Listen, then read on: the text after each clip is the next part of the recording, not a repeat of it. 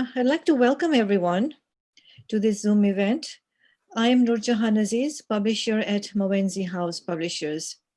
We are very proud to have published Finish This Sentence by Leslie Roach and delighted to have Leslie with us this evening, reading from her collection and in conversation with Gavin Barrett. But first, some acknowledgements are in order. We respectfully acknowledge the land on which we live and work is the traditional territory of many nations, including the Mississaugas of the Credit, the Anishinaabeg, the Chippewa, the Haudenosaunee, and the Wendat peoples, and is now home to many diverse First Nations, Innu, and Métis. We also acknowledge that Toronto is covered by Treaty 13 with the Mississaugas of the Credit. Our publishing program is supported by Canada Council for the Arts, the Ontario Arts Council, and the Government of Canada. We are grateful to all of them for their generosity. This event has an excellent partner in Octopus Books of Ottawa, and I would like to thank them for promoting it enthusiastically. Now it's my pleasure to introduce Leslie and Gavin. Leslie was born and raised in Montreal. She has studied at McGill, the University of Ottawa, and the University of Montreal. She has been a lawyer in good standing with the Quebec Bar Association for several years. She has worked for the United Nations, the Food and Agricultural Organization, and the World Food Program within it, for a combined total of 10 years in various countries, namely Italy, Mali, Tanzania, Kenya, and Senegal.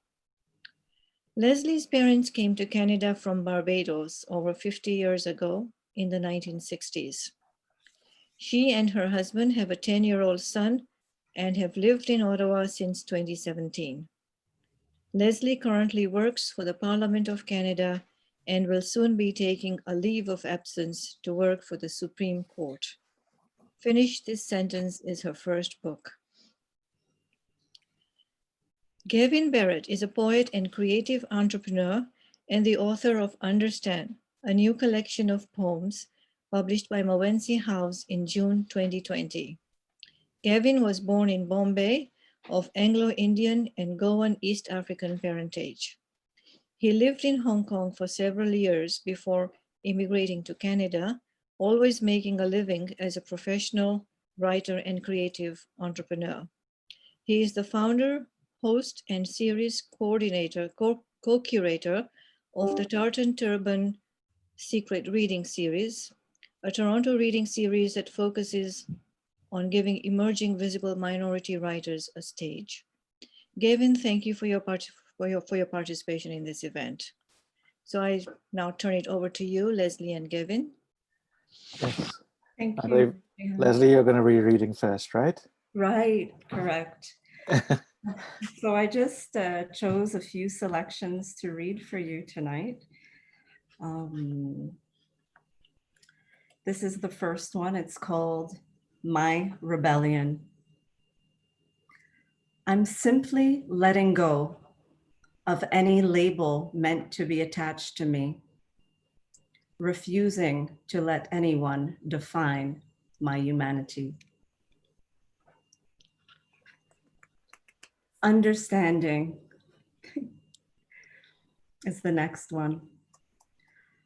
Understanding why this Black woman was feeling so dejected and rejected, yet visible and yet invisible, came from Audre Lorde, James Baldwin, Toni Morrison, Maya Angelou, Alice Walker, Nina Simone. You cannot deny the importance of art. They let me know I wasn't crazy, but was going crazy based on circumstances and giving people permission to define my humanity. Years ago, Toni Morrison's novel, The Bluest Eye, put me on notice.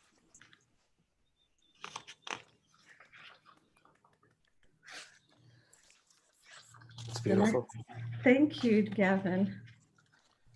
The next one is called Manifest. As a total and utter outcast, you can't take it forever. At some point, you break. In breaking, you break with reality.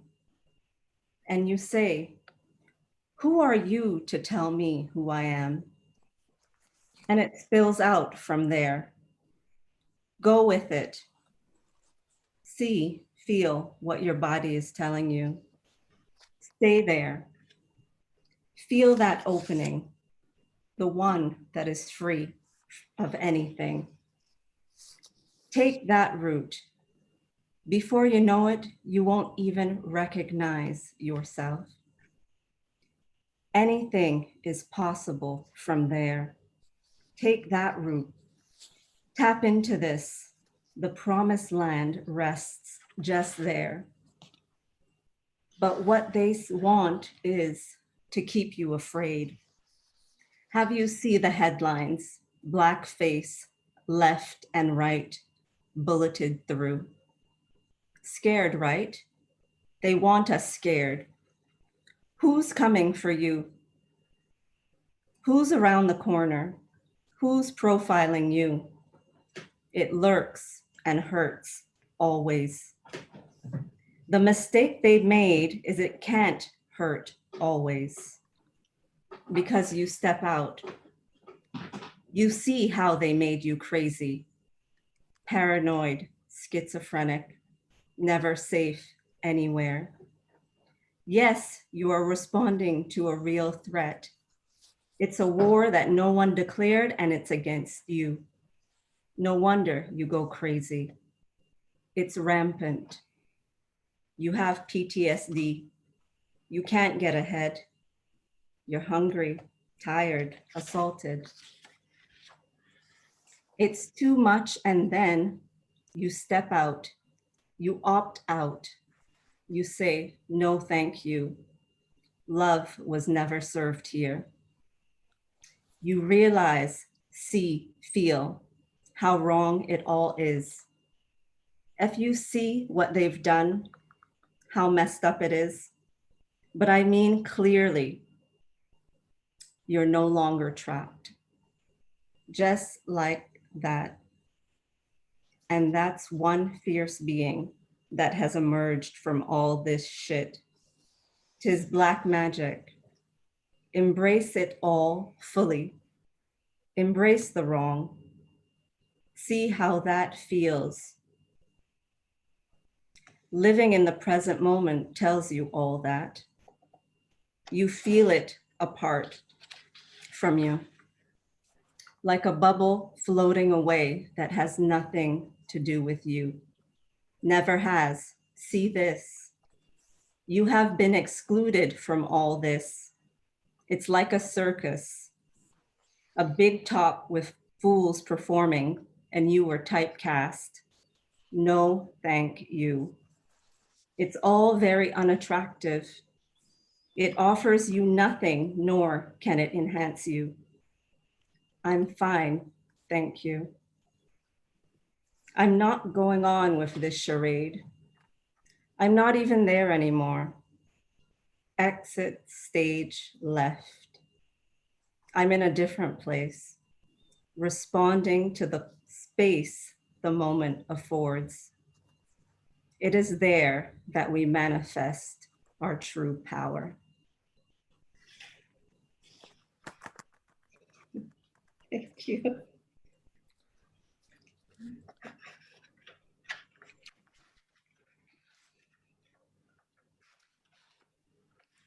Okay, this is the next one I'd like to share with you. It's called Weather. The umbrella allows my invisibility, a cloak to navigate this world a while in obscurity. All of us folk love the rain for this reason. Hoods offer the same protection, but can backfire. Rest in peace, Trayvon Martin. Wow. That's a particularly powerful poem, Leslie. Yeah. So I'm sure, I noticed that there's a lot of comments already coming in for how moved people are by by the poetry that you're reading. I have to say, first of all, congratulations. This is an amazing book to everyone. If everyone on the call doesn't yet have it, I cannot recommend it enough. When I first heard Leslie reading, I felt I immediately was reminded, and I wrote to you, Leslie, about this. I was reminded of Claudia Rankine, which and she's such a phenomenal poet, and I just automatically went to her, and there were these words that are so much like the way you use words with the same power. She had these words, because white men can't police their imagination, Mm-hmm. black men are dying. Mm-hmm. And I look at your poems, and I look at a poem like the very first poem in your book, in fact, Right. which is no wonder black mothers, especially of boys, go crazy. Mm-hmm. I just the experience of living with racism and dealing with it and coming out the other side, strong and clear in yourself and who you are, is very much manifest. To use your words, to use your word, manifest in this book. So congratulations! It's truly a deeply powerful and a deep, deeply moving book. So thank you for bringing it to us. You, I'm Gavin. gonna.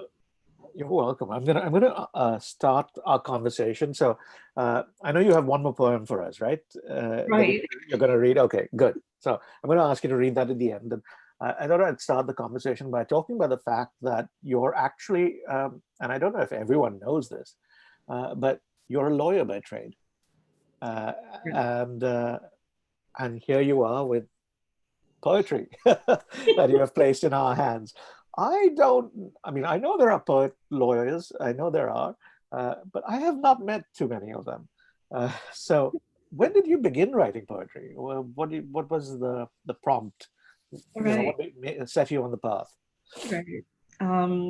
Well, thank you for the question.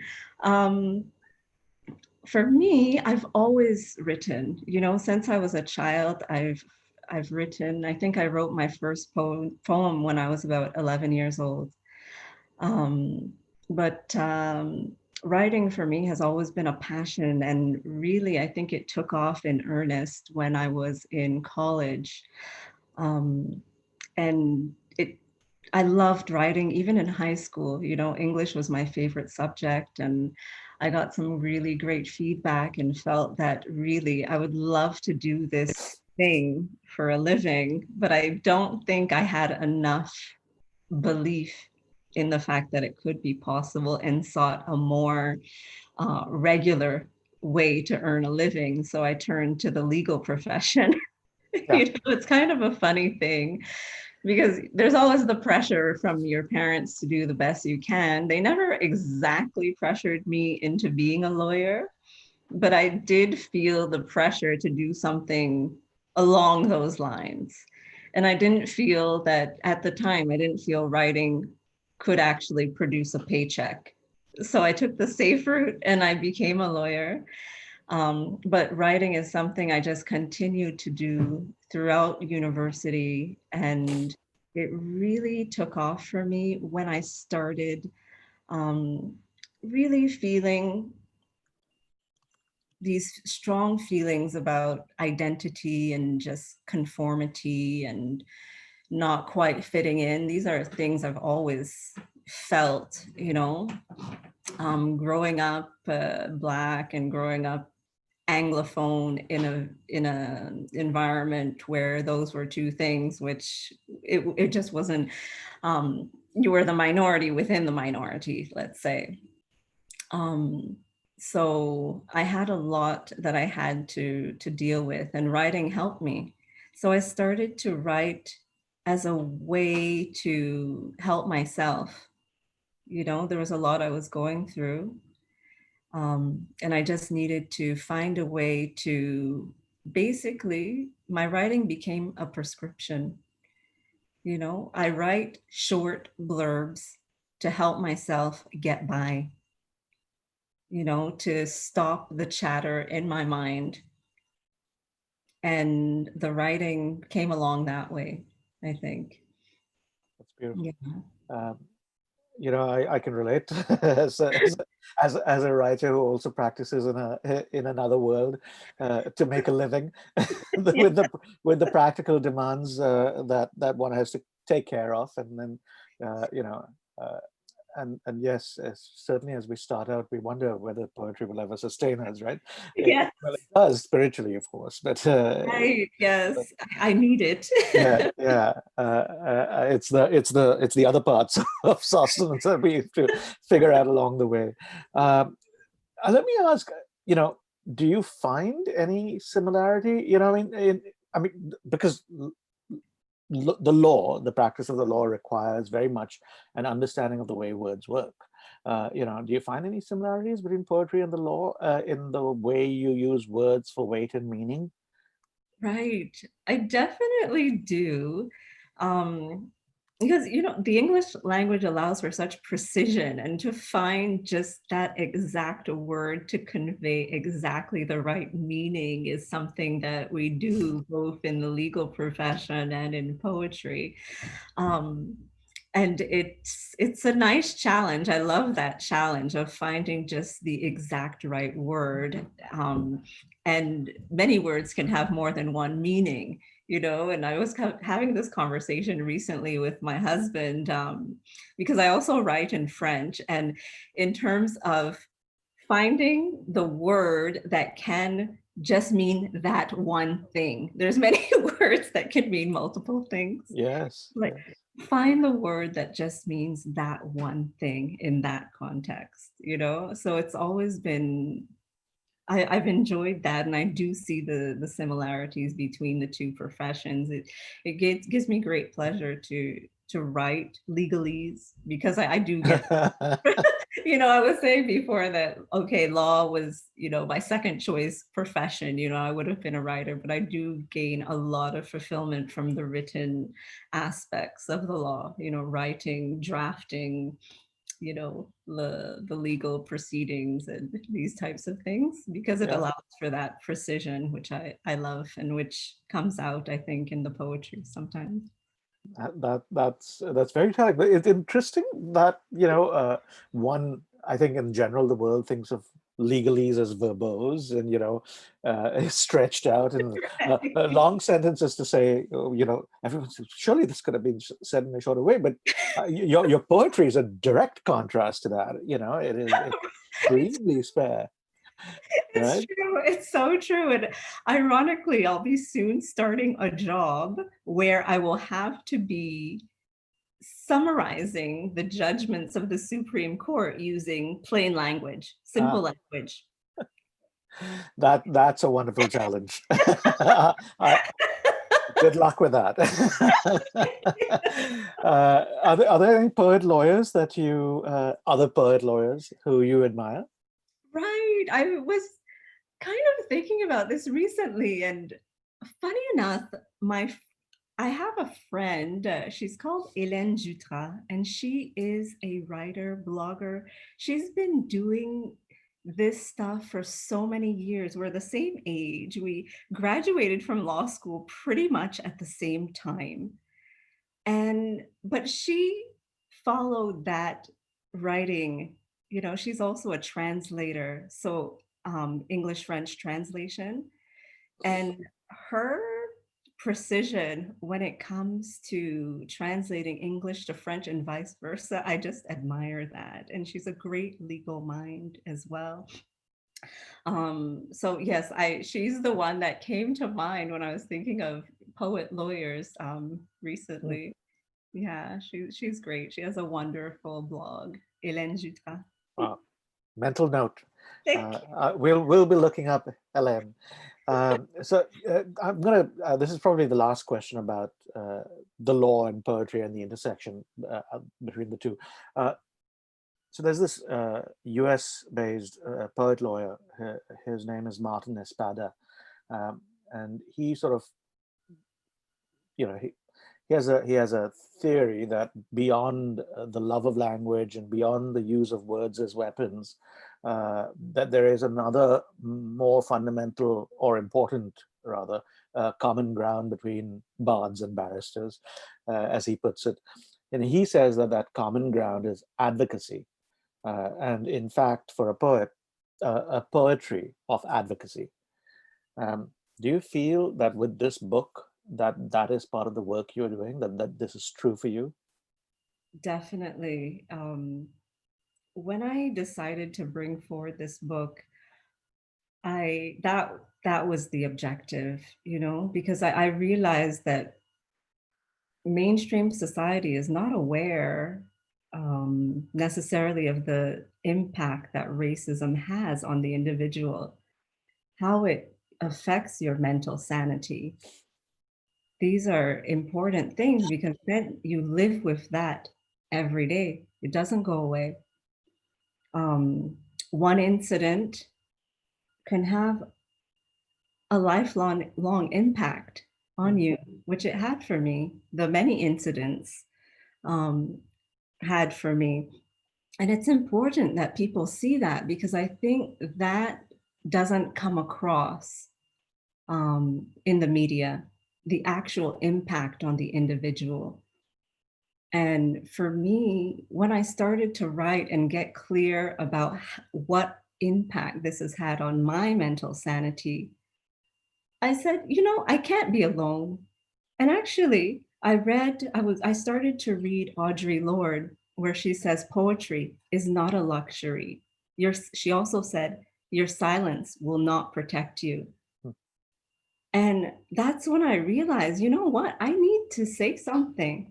I need to say, because it's been affecting me. It has affected me. I carry this every day.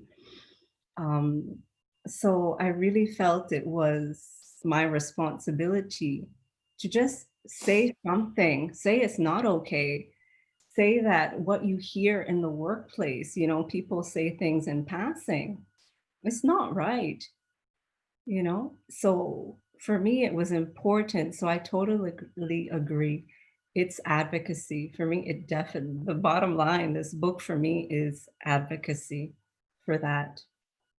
Well, that would explain the power of the words, because they really represent experience, and so and that it's revelatory, not just in the negative of the moment and the surreal quality that those moments take on, because you've experienced that and you go, and I can relate again as somebody who has had some of these experiences. You say to yourself, did that just happen to me? Was I actually in that moment where something like that just took place? And then you are after that confronted as well. And again, this sort of comes through in the poetry that you've written. The next thing that seems to happen is that nobody else seems to have quite noticed it. There's almost like a denial, if you will, Yeah. that this has happened. Yes, it's like, what are you talking about? Yeah. It's very bizarre and, as you say, surreal. So I've had to raise these kinds of issues in certain workplaces where I've worked. And the response is, less than what I might have expected, and actually let me know that, hey, yes, I do need to be speaking out about these things. So there, I'm gonna make a Nurjahan. If I don't know if Crystal's on the line, but we might need to actually. I think we've got some spammers in our midst. So I see it. Yeah. So we will have them removed. And Yeah. Crystal is going through them. Excellent. Thank you. For those who are genuinely waiting to ask questions, I just want to say, if you just type your questions in the chat, or actually save your questions if you don't mind, and when we finish our conversation, we'll circle back to you and actually read your questions out and give Leslie a chance to answer your questions. Okay, so for everyone in the audience today, thank you very much, and if you don't mind doing it that way, we'll take on board your questions. So coming back, Leslie, it's it's distressing, I know, to recall these things, and I hope it's not too distressing for me to ask you. But you've said that Finish the Sentence is about your personal experience in living with racism, right? And it's there in every poem. Every page you open to, the personal is very, very present. Can you tell us about this? I think you said just now it wasn't just one experience. There were several. There are several that one encounters, and I can relate. Right. What were they? If you can talk about them, if you feel at ease talking about them, because sometimes I think we need to hear, what triggered a specific poem, if there was one that triggered a particular incident that triggered a poem. You could share that. Right. Well, there were many different incidents growing up at school where you're called the N-word. From the time you're 6 years Yeah. old, 7 years old, you hear this from other children who are obviously learning it from home. They're learning that somewhere, so probably from their homes. And so, yes, I've heard it at school, in elementary school, several times, directed towards me. I was also the only Black child in my school, in my elementary school. So that made it more difficult because you're alone. You're just alone. Also, after school, when you're playing outside, my best friend also had West Indian parents, so she's Black like me. Growing up, playing outside, countless incidents of being taunted. You're just minding your business. You're an 8, 9-year-old playing outside. You're taunted by other kids, saying the N-word. So those incidents, because they arrive at a time when you're so young, they mark you, and you take that. Any number of incidents of microaggressions you feel, even at the workplace, it happens. Yeah. Well, Well, it's I'm going to be open about the fact that we've just had it happen in our chat. yes.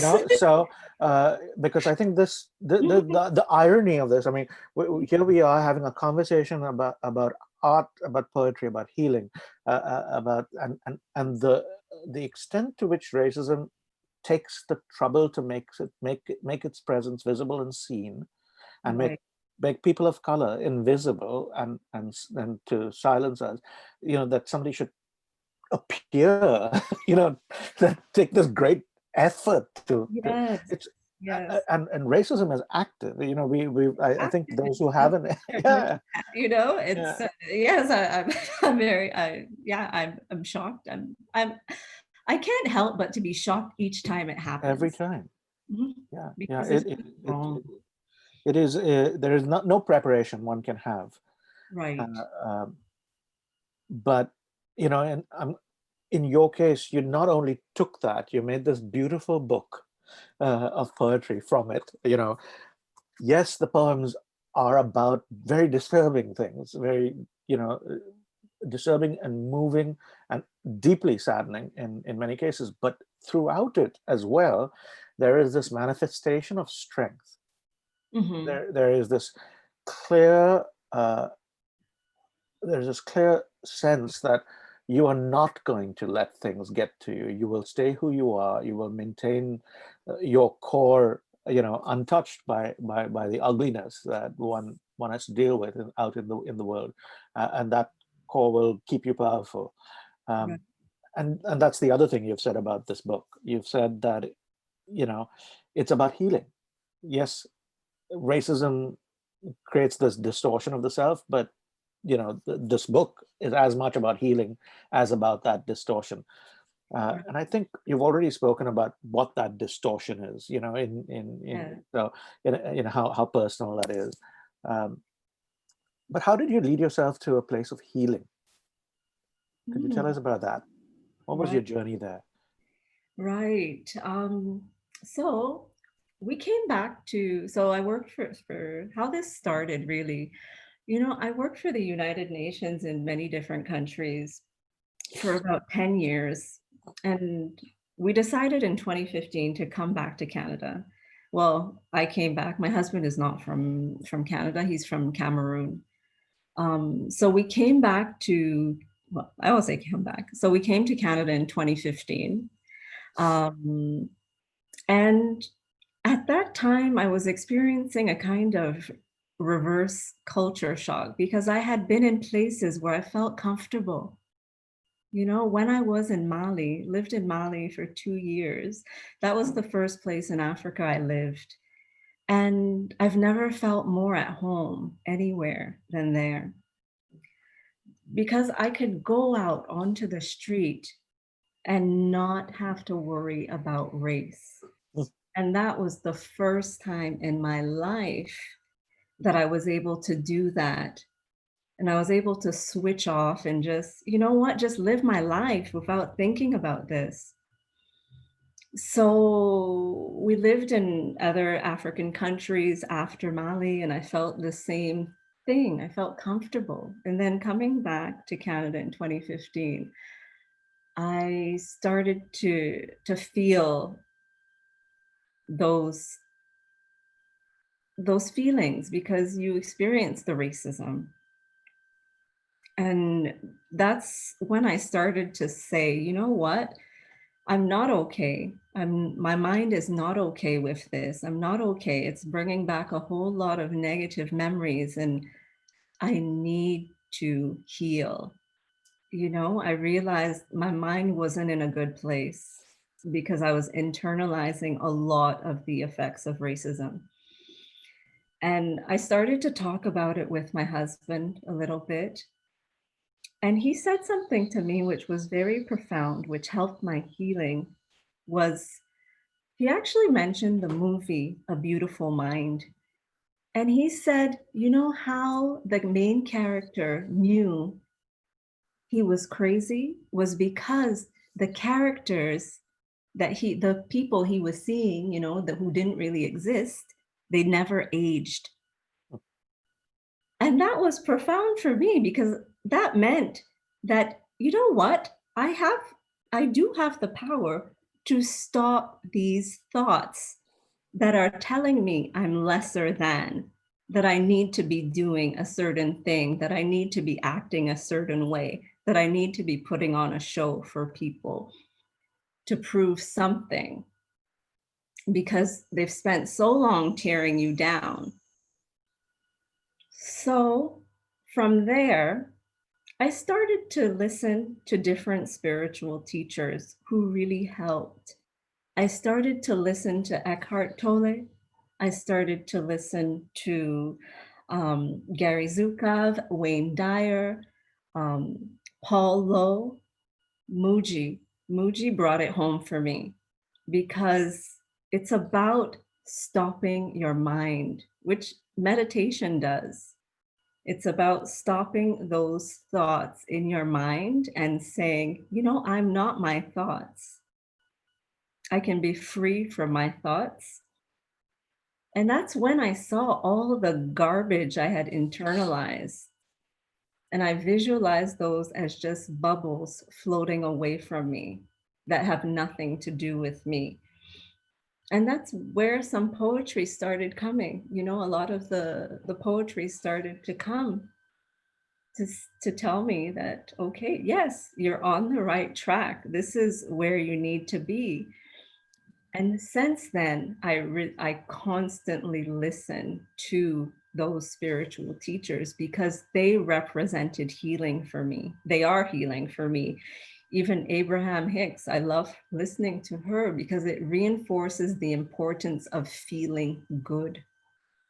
I know that once I feel good, I'm in a good place to move forward, and things tend to flow when you feel good.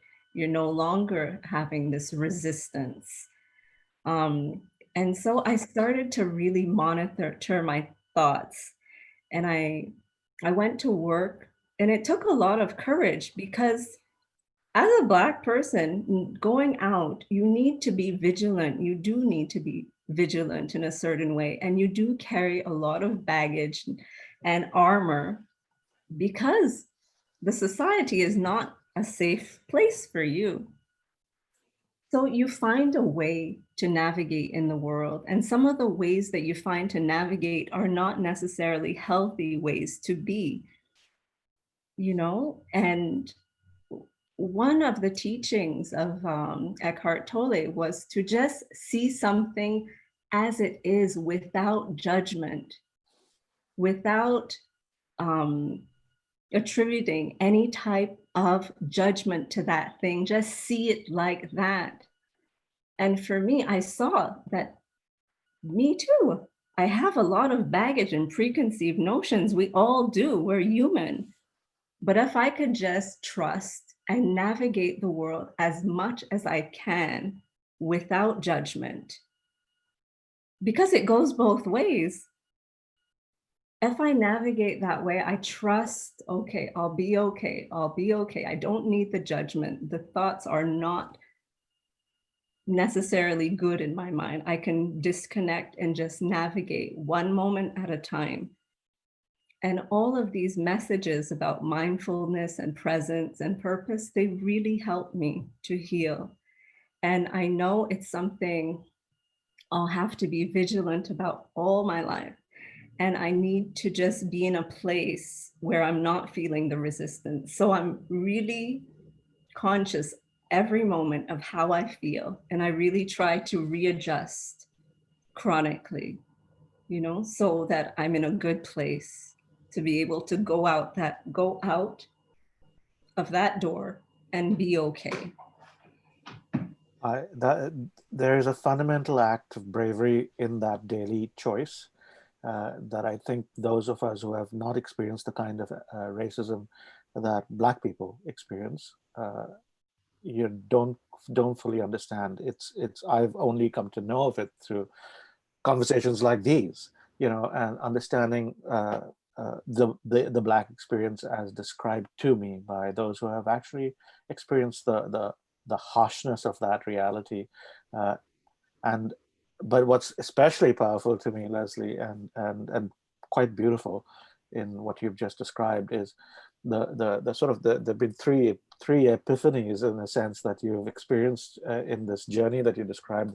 That first epiphany, which came from the outside of just being free in Africa, you know, free to be yourself, you know, that utter liberation of never having to worry about being othered or being seen as other and inferior or less in some way, all the visitations of other people upon you, right? Right, exactly.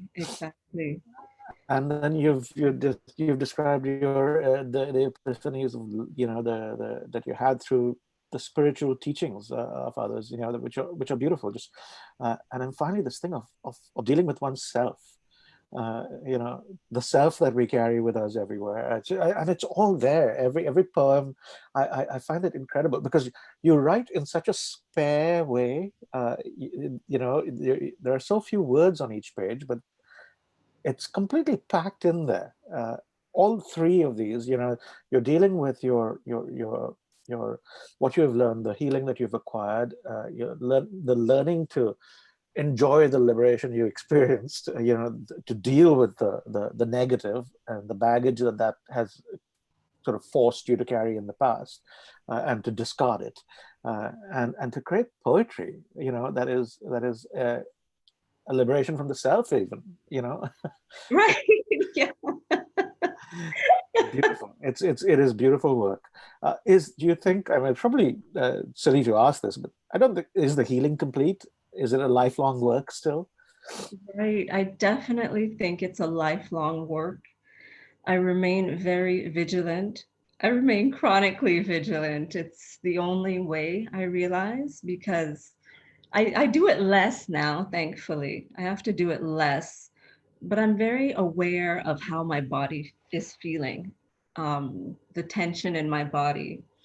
So when I see it tensing up, I know there's something I need to readjust. There's something I need to readjust. And I really literally take it moment by moment. And I try to guide each and every action I take by what feels right in the moment. So I think the healing will be, it's a journey until I take my last breath, I think. And if it gives us more works of poetry in the process, I think we'll be very grateful that you're taking us on your journey with you. I have one last question, and then we'll look at we'll turn to the audience and see if they have any questions, and then after that I'll ask you to I'll come back to you, Leslie, and ask you to read one more poem. My last question is actually on a lighter note. So you're again coming back to the fact that you worked in law, and now you work for the Parliament of Canada, uh, and, and I don't think people have realized quite how accomplished a person you are with the work you've done for the United Nations, your profession as a lawyer, now working for the Parliament of Canada. You're literally, as I understand it, helping both the speakers of both chambers. Uh, and that you're preparing their speaking notes. And I know you meet some really interesting people. But here's my question: the Parliament of Canada, is there poetry to be found in Parliament? Right. I think there definitely is. I found a lot of poetry there actually. And I would say that as soon as you mix a scene where there's many big egos, there's a lot of competition, there's a lot of stress and pressure and a strong connection with identity and protecting, and fighting for a cause, and all these things combined um, make for a very interesting workplace. I can't say it's easy. I cannot say it's easy. It's very interesting for sure. And there's a lot of poetry to be found there for sure. And I've been so grateful because I just stumbled into this job like that. And it's been incredible to be able to prepare suggested talking points for the speakers ahead of their meetings with dignitaries, and being in those meetings and seeing what's being discussed is very, very, very, it's fun. It can be fun, and it does fuel my poetry. It fuels my frustration. Yes, I don't think people realize quite how much frustration is, fans the fire of poetry. Right. Uh, so I'm going to, before we come back for another poem, Leslie, I'm going to see if I'm going to inviting the audience to post any of your questions in the chat, and we'll ask Leslie to answer them. Nurjahan, would you like to read the questions, or would you like me to read the questions? I guess I have to scroll through. I can read you a question, but let me scroll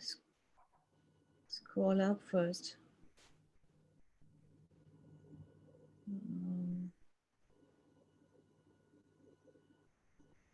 There's some compliments, lots of compliments. Lots of compliments. Yeah. There's and of course we have our friendly neighborhood spammers, which we will. I really, in an ironic way, and not to put a gloss on this, I really think that the poetry you read and what this book is, it's almost as though what we saw happen in our chat underscored the need for this, So, Right. Right. this is the experience you're talking about. This is Yeah. it's happening here, you know, on Right here. it's just incredible. Yeah.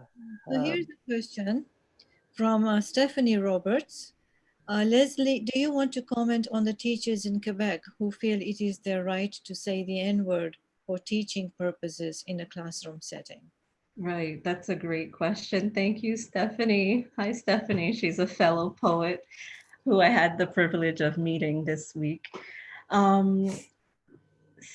So I think, yes, this is an issue I've actually tweeted about. I tweeted about the fact that I was called the N-word at a very young age in school. So I think it's very much unacceptable for it to be used so willy-nilly. I don't see why a teacher would need to use that word.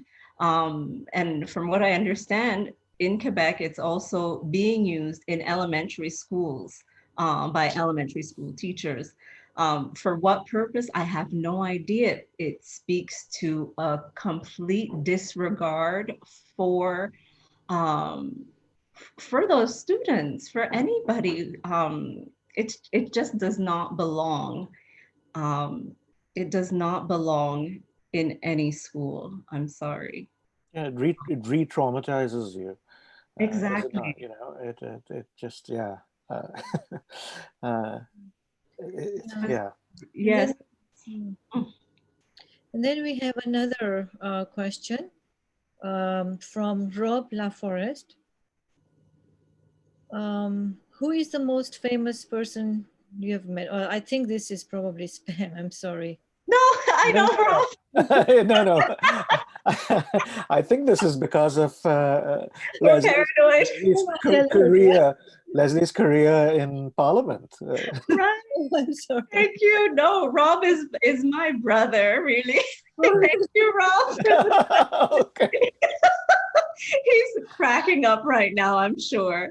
In brackets, it's privately, so I wasn't sure. I would say, well, I did have the chance to meet the president of Tanzania when we were in Tanzania, and that was great fun. And recently I had it was by video, but Speaker Rhoda had a conversation with Speaker Nancy Pelosi, and I had the privilege of being the person to prepare his suggested talking points for that call and also to attend that call.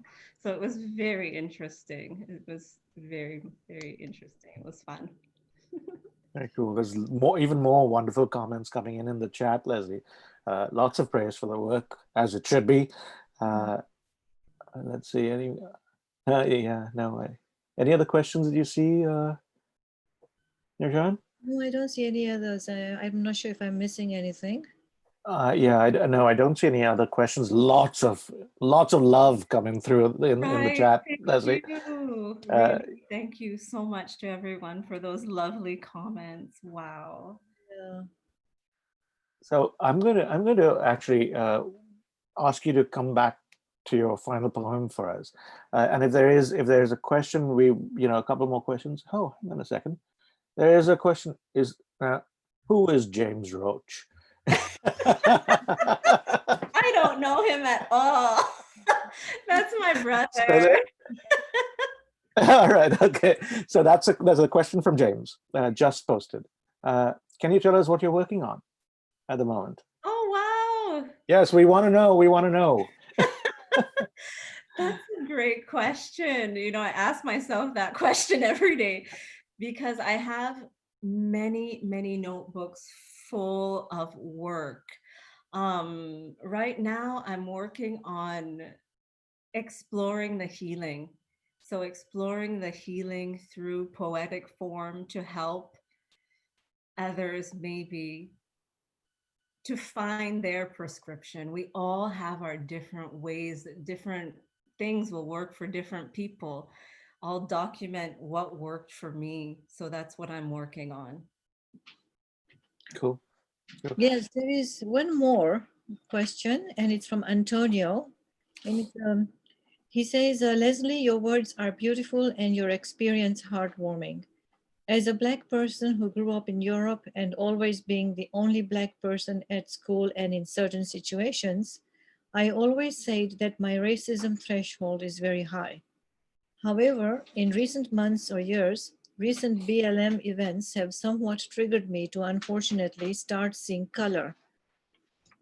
How would you suggest me returning to my neutral ways of seeing color? You mentioned something about grounding yourself and meditating. Thank you, Antonio. He's another brother.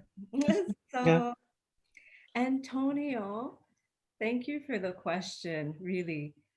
So, I really think that the work of Eckhart Tolle can help because his work really helped me to quiet my mind and to return to as much a neutral state at that time as I think was possible.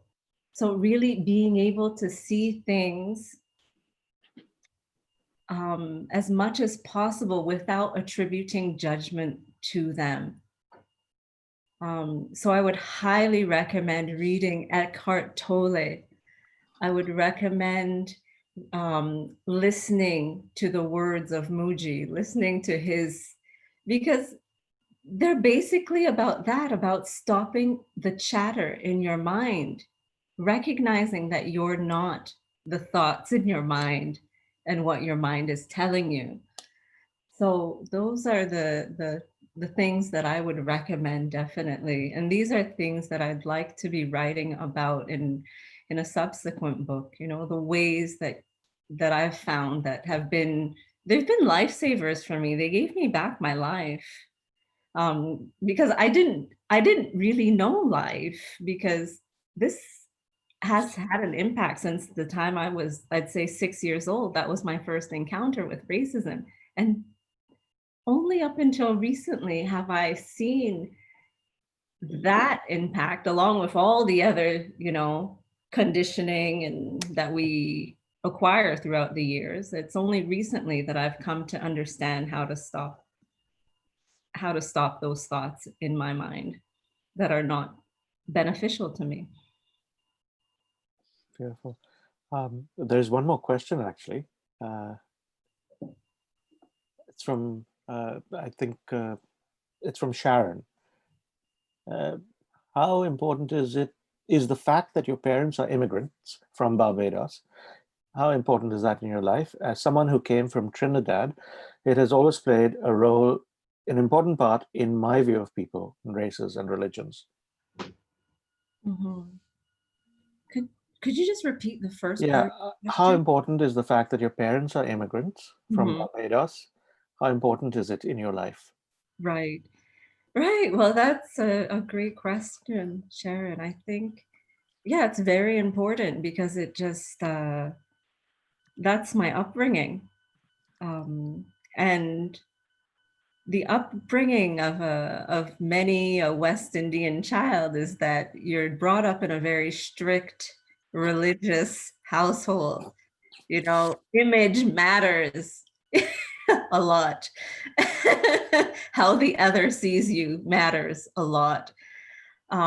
So yes, I'd be lying if I said that didn't have an impact. It had a major impact on how your mind operates and what you do and how you might just attribute a lot of importance to what other people think.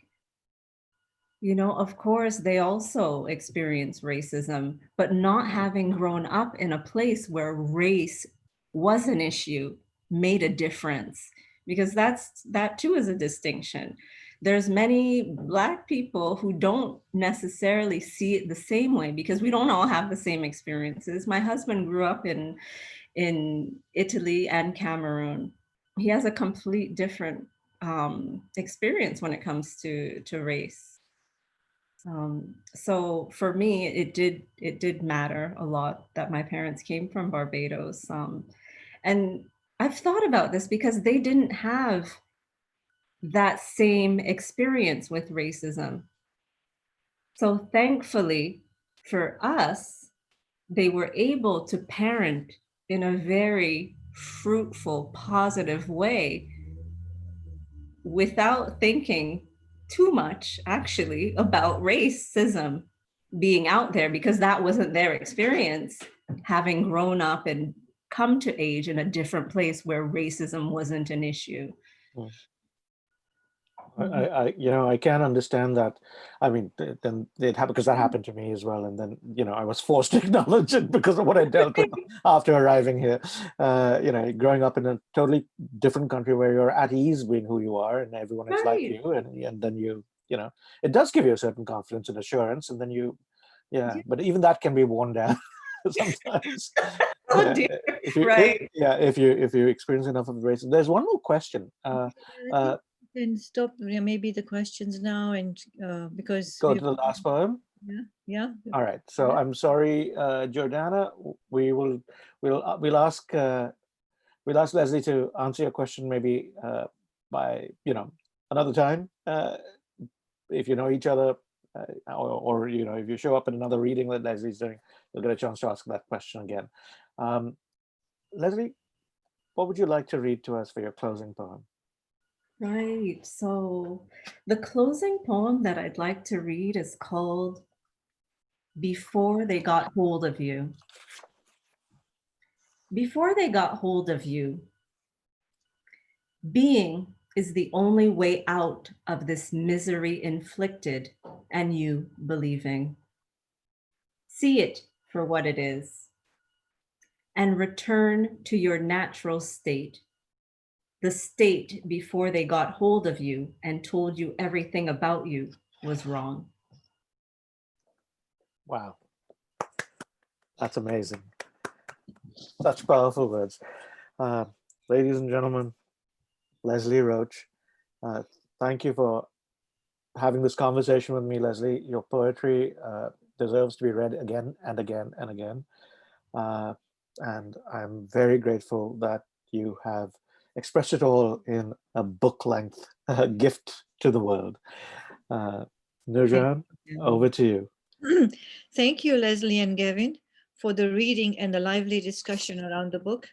And Gavin, thank you again for your insightful interview with Leslie. And I do apologize for the racist comments. I think Crystal managed to get rid of the unsavory characters from there, from the chat. A big shout out to the excellent staff at Moenzi, Sabrina and Crystal. Thank you for all your hard work. Copies of Leslie's book may be purchased from Octopus Books if you are in the Ottawa area, or from your local bookstores for curbside pickup or online.